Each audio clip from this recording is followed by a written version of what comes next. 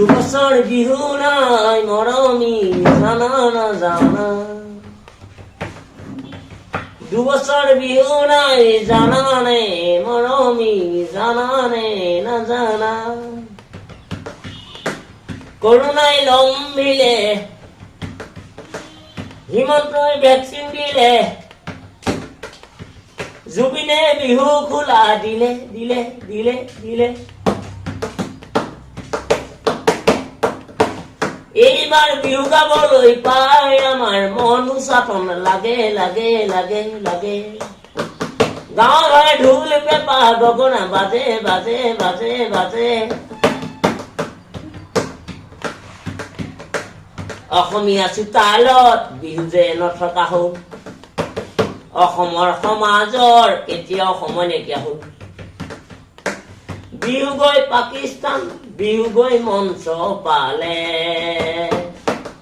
অসমৰ বিহু গৈ টকা লালচি হলে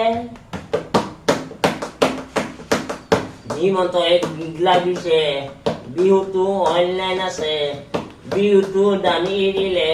বহুতে নীতি নিয়ম মাজে 10 বজাত নামিব লাগিব চিংগা হলেও সৈকাহে দিব লাগিব